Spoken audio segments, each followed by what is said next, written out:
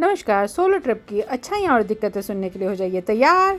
आज मैं जा रही हूँ वैष्णो देवी, और वो भी सोलो ट्रिप पर। सामने मेरी बस खड़ी हुई है, मैं आपको भी दिखाती हूँ कैसी है वो बस। ये मैंने लक्ष्मी हॉलीडेज़ की बस में टिकट बुक करा है अपना, और ये है स्लीपर बर्थ। वैसे बस तो नीट एंड क्लीन है, और यहाँ पे एक कर्टन्स भी लगे हुए हैं जिनको मैंने पहले कर लिया बैठते ही। मेरे पीछे लाइट, फोन का चार्जर और बेसिक सारी फैसिलिटीज हैं। शाम के बजे हैं 5 और बस बिल्कुल ऑन टाइम है। कॉम्प्लीमेंट्री वाटर बॉटल मिल चुकी है, साथ में ब्लैंकेट भी है जो मैं यूज नहीं करूंगी, पर ये बस बिल्कुल ऑन टाइम चली है, तो इस बस में टाइम पे आना बहुत जरूरी है।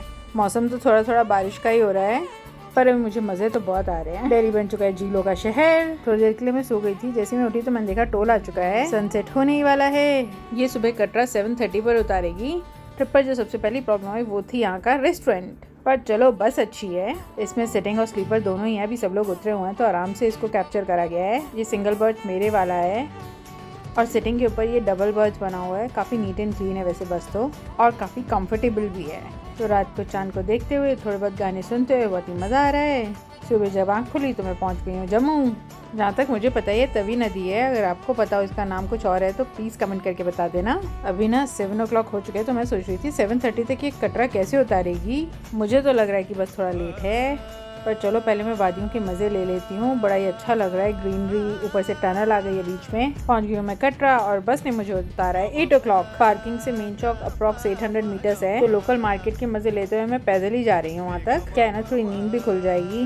बस में बैठे बैठे अकड़न होगी। वैसे तो वहाँ से ऑटो मिल रहा था 25 रुपीज़ में, पर मैं पैदल ही जा रही हूँ। ये हो गए माँ वैष्णो देवी चढ़ाई के दर्शन। इसको देख देख के ना जोश आ गया अब मेरे अंदर। पहुँच गई हूँ मैं मेन कटरा चौक पर। अब सबसे पहले मैं जा रही हूँ अपने यात्रा का रजिस्ट्रेशन कराने के लिए। ये काउंटर सुबह 5 बजे से रात के 10 बजे तक खुला रहता है। यहाँ पे रजिस्ट्रेशन कराना बहुत ज़रूरी है, क्योंकि ये जो मैं कार्ड लेकर आई हूँ ये जगह जगह चेक होता है। मैं मोस्टली ऑफ सीजन में आती हूँ, तो मुझे अभी कोई भीड़ नहीं मिली अंदर। कटरा बस स्टैंड के पास ही बिल्कुल ये रजिस्ट्रेशन काउंटर है। अब मैं ऑटो करके जा रही हूँ बाणगंगा तक। पहले ऑटो वाले मेरे से 200 रुपीज़ मांग रहे थे, बट फाइनली 150 में डन हो गया है। लोग तो पैदल भी जा रहे हैं, पर अभी मेरे में इतनी हिम्मत नहीं है, मुझे टाइम से वापस भी आना है क्योंकि रात की मेरी ट्रेन है। तो इसलिए मैंने जल्दी के लिए ऑटो कर लिया है। जब मैं अकेले आती हूँ तो मेरे को ऑटो से जाने में सेफली फील होता है। मैं पहुंच गई हूँ वहाँ जहाँ से चढ़ाई शुरू होती है। यहाँ पर होगी लगेज की चेकिंग। अब जहाँ पे पोनी बुक होता है मैं वहाँ पे जा रही हूँ। रास्ते में ढोल की आवाज़ बढ़ा रही है लोगों का उत्साह। और हाँ, एक बात बताना भूल गई, अपना ID कार्ड जरूर अपने साथ रखें। ये प्रीपेड बुकिंग काउंटर है, तो यहाँ पे अब मैं पोनी बुक करा रही हूँ अपने लिए। कटरा से भवन के पोनी के चार्जेस हैं 1200 रुपीज़, प्लस 50 रुपीज़ उसमें लगेगा GST, और 4700 रुपीज़ हैं पालकी के। बेस्ट पार्ट है सारे प्राइजेस मेंशन है, तो कोई घपला नहीं है। रास्ते में इतनी ब्यूटीफुल शॉप्स हैं जहाँ पर लोग पिक्चर्स क्लिक करवा सकते हैं। अब मैं आपको एक और गड़बड़ बताती हूँ जो मेरे साथ हुई है। मेरा फोन है प्रीपेड, तो मेरा फोन चलना हो चुका है बंद। यहाँ पे चलता है सिर्फ पोस्टपेड कनेक्शन। प्यारा सा पोनी है जिसके ऊपर मैं लद चुकी हूँ। उससे पहले हुए बाणगंगा के दर्शन। लोग यहाँ पे स्नान करके तभी ऊपर चढ़ाई शुरू करते हैं। सोलो ट्रिप में ये भी दिक्कत है कि अकेले में यहाँ नहाने नहीं जा सकती हूँ। नहाने का ऑप्शन तो मैंने ये करा है कि वेट टॉवल करके और उससे अपने आप को पोंछ लिया। सोलो ट्रिप में ना थोड़ी एडजस्टमेंट तो हमें खुद से करनी पड़ती है। ये पहले का गेट बना हुआ है जहाँ से यात्रा शुरू हुआ करती थी। चढ़ाई हो चुकी है शुरू। यहाँ से अलग प्रॉपर घाट भी बना रखा है नहाने के लिए नीचे जाकर। यहाँ पे आके ना वैसे तो मेरा एनर्जी लेवल बहुत अप हो जाता है, पर अभी जैसे मुझे कम टाइम में ऊपर चढ़ना है तो घोड़ा मेरे को अप्रॉक्स 2.5 घंटे में ऊपर चढ़ा देगा। अरे क्या बात है, यहाँ तो बीकानेर वाला भी खुल चुका है। एक्चुअली यहाँ पे मैं 2 साल बाद आ रही हूँ, इसलिए मुझे पता नहीं था कि यहाँ पे बीकानेर वाला भी खुल चुका है। थोड़ा सा आगे चलते ही मैंने देखा लोग ढोल पर डांस कर रहे हैं। ढोल वाकई में ना लोगों का एनर्जी लेवल अप कर देता है। ये हैं वो घोड़े वाले जो मेरे को ऊपर तक लेके जा रहे हैं। थोड़ा सा ऊपर आते ही कटरा सिटी लग रहा है बहुत ही प्यारा। ये रास्ते में सिक्योरिटी चेक आया था, तो घोड़े से उतार दिया जाता है। इससे क्या है कि थोड़ा सा घोड़े को भी रेस्ट मिल जाता है। वैसे तो मौसम बहुत ही अच्छा हो रखा है, बस मुझे एक ही बारिश ना हो जाए। यात्रा पर मैं घोड़े पर आ रही हूँ तो ऐसा लग रहा है कि बेचारे खच्चर पे मैं लद चुकी हूँ, और यही अगर मैं हॉर्स राइडिंग कर रही होती तो मैं स्टाइलिश हो जाती। और यहाँ पे वैष्णो देवी में खच्चरों के लिए बहुत अच्छा कर दिया है। जगह जगह रेस्ट भी दिया जाता है और इनका लाइसेंस भी चेक किया जाता है। अरे वाह, कितना सुंदर लग रहा है। बादल पहाड़ों से नीचे आए हुए हैं। पहाड़ों में आके ना चारों तरफ सब चीजें बहुत सुंदर लगती हैं। अभी दोबारा से घोड़े ने ब्रेक लिया है, तो मैं यहाँ पे मंकीज को देख रही थी, पता नहीं किसी की लस्सी पी रहे हैं। वैसे घोड़े पे बैठ के भी ना थोड़ी सी कमर हिल जाती है। पैदल चलना तो बहुत हिम्मत का काम है ही, पर घोड़े पे आना भी कोई आसान काम नहीं है। अभी भीड़ तो काफी कम है। दोबारा से घोड़े पे बैठकर मैं चल रही हूँ। ये मुझे पहली झलक मिली है माँ वैष्णो देवी के मंदिर की। जगह जगह पैदल चलने का मौका मिल जाता है सिक्योरिटी चेक आने से। फिर से घोड़े पे टंग के पीछे नजर आ रहा है भवन। भवन दिखते ही बहुत जल्दी हो गया मुझे वहाँ पहुँचने की। भवन पहुँच गई हूँ। यहाँ पे सागर रत्न तो पहले का ही खुला हुआ है। मैं दर्शन करके आ चुकी हूँ वापस। यहाँ पे काफी सारे फूड आउटलेट्स हो गए हैं। नाथूस भी है। यहाँ पे लिया है पाव भाजी, क्योंकि और कुछ लूंगी तो खाया नहीं जाएगा पूरा का पूरा।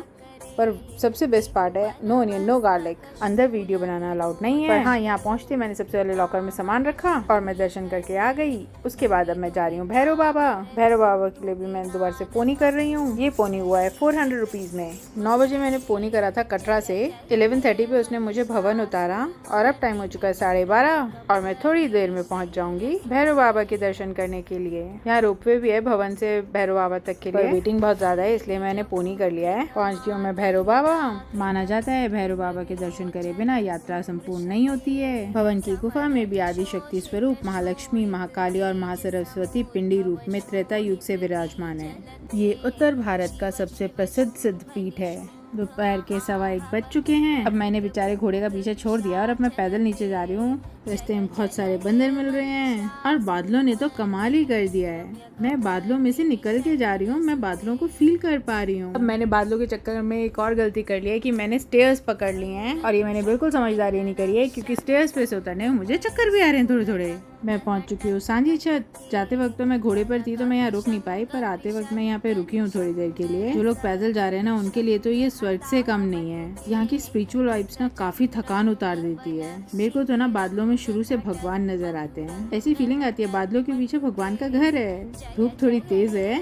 लंगूर ना हमेशा हमें हाइट पे आकर ही मिलते हैं। पहुंच चुकी हूँ मैं हाथी मथा ब्रेक पॉइंट पर। ये ना काफी वेल डेवलप्ड ट्रैक है, यहाँ पे किसी चीज की कमी नहीं है, ना खाने पीने की ना फैसिलिटीज की, बस यात्रियों को चढ़ने की मेहनत करनी है। मैं तो चढ़ भी घोड़े पे ही ली हूँ। मेरे जैसा बंदा तो ना वापसी में लुढ़कता हुआ भागता है। रश काफी कम होने की वजह से ना सीनरी का भी पूरा मजा आ रहा है और अभी तो फिलहाल मुझे कोई थकान नहीं है। ऊपर से इतनी एक्साइटमेंट बढ़ी हुई है ना।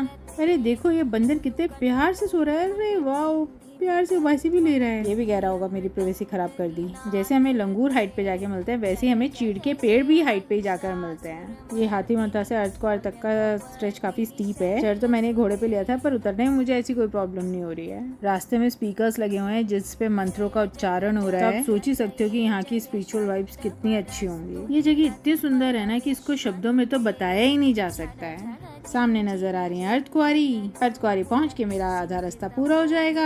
यहाँ बंदर तो इतने ज्यादा मस्ता रहे हैं ना, आखिर क्यों ना मस्ता इनका घर जो है। इतना सुंदर व्यू, थकान किसको होगी। पहुंच चुकी हूँ मैं अर्धकुंवारी। यहाँ की वेटिंग तो बहुत ही ज्यादा है। अगर मैं आज टोकन लूंगी तो मेरे को परसों शाम के दर्शन होंगे। यहाँ पर गुफा काफी छोटी होने के कारण दर्शन करने में टाइम लग जाता है। अब बताओ यहाँ तो मैकडोनल्ड्स भी खुल चुका है, वो भी नो ऑनियन नो गार्लिक वाला। यहाँ भी बीकानेर वाले का आउटलेट है। वैसे तो मैकडोनल्ड्स अमेरिका का ब्रांड है पर इंडिया में आके उसको इंडिया के तरीके से ही चलना पड़ रहा है। आधा रास्ता मैंने कवर कर लिया है, आधा बाकी है। यहाँ पे लंगूरों की गेट टुगेदर हो रही है। हाँ, ये लोगों पे नजर रख रहे हैं कि लोग शैतानी तो नहीं कर रहे हैं। मैं काफी नीचे आ चुकी हूँ, सिर्फ 2 किलोमीटर और बचा हुआ है। यहाँ पर प्रसाद की काफी बड़ी मार्केट है। सामने नजर आ रहा है कटरा शहर।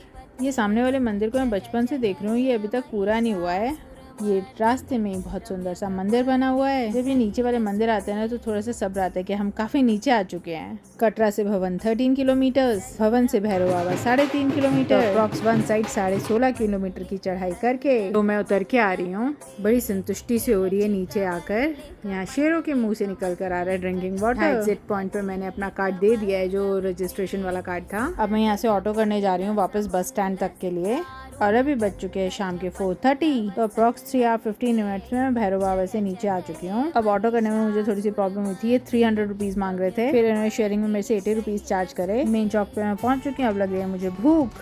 ये ज्वेल्स रेस्टोरेंट यहाँ पे बहुत पहले से है तो मैं यहाँ पे कुछ खाने के लिए जा रही हूँ। कुछ समझ में ना आने के बाद मैंने दोबारा से पाव भाजी ऑर्डर कर लिया है। मिल तो बहुत कुछ रहा है पर मैं अकेले खा नहीं पाऊंगी सारा का सारा। पाव भाजी नाथूस की भी अच्छी थी और इनकी भी बहुत टेस्टी है। अब साथ में कुछ मीठा खाने का भी मन कर रहा है तो मैंने आइसक्रीम ऑर्डर कर लिया है। अब इतना चल के आने के बाद मीठा खाना तो बनता है। यहाँ पे तो केक पेस्ट्री सब कुछ मिल रहा है और ये सभी एगलेस हैं। काफ़ी अच्छी सिटिंग कैपेसिटी के साथ मेन चौक पर ही बना हुआ है ये।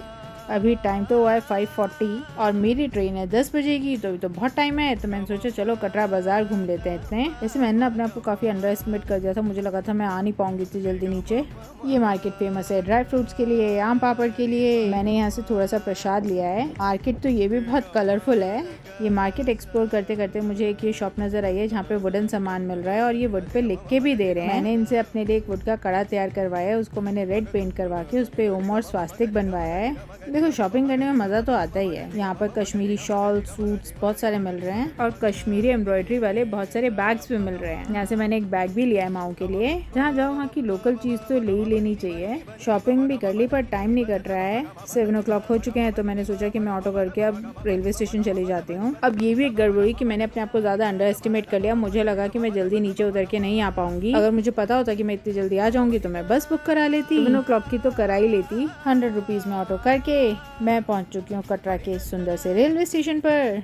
अब असली जंग तो अभी शुरू हुई है। अभी भी ट्रेन को चलने में 3 घंटे हैं तो मैंने चलना ही बहुत धीरे धीरे शुरू कर दिया है। रेलवे स्टेशन की भी वीडियो बना ली पर अब तक ट्रेन का कुछ पता नहीं चला। अब मेरे पास ट्रेन की अपडेट आई है कि ट्रेन लेट हो चुकी है। ट्रेन चलेगी 11:30 बजे। खैर रेलवे स्टेशन से चढ़ाई कितनी सुंदर लग रही है। यहाँ से अर्ध कुंवारी तक का पूरा ट्रैक नजर आ रहा है। अब मेरे साथ एक और समस्या है कि मेरे को ना अपना बर्थ नंबर और सीट नंबर नहीं पता है। मैंने ऐसे ही वाईफाई ऑन करके देखा और किसी का वाईफाई मेरे साथ कनेक्ट हो गया है। अब इस वक्त तो मुझे यही लग रहा है कि ये माँ ने कनेक्ट करवाया है। कोच नंबर और बर्थ नंबर पता चल गया है। ट्रेन अभी आधा घंटा और डिले है। समर स्पेशल ट्रेन है, इसमें कभी कोई बुक मत कराना। सुबह हो चुकी है और ट्रेन अब 6 घंटे लेट है दिल्ली के लिए। तो मैंने सब कुछ बता दिया कि मेरे साथ क्या अच्छा और क्या बुरा हुआ। वीडियो पसंद आए तो लाइक जरूर कर देना। Thank you.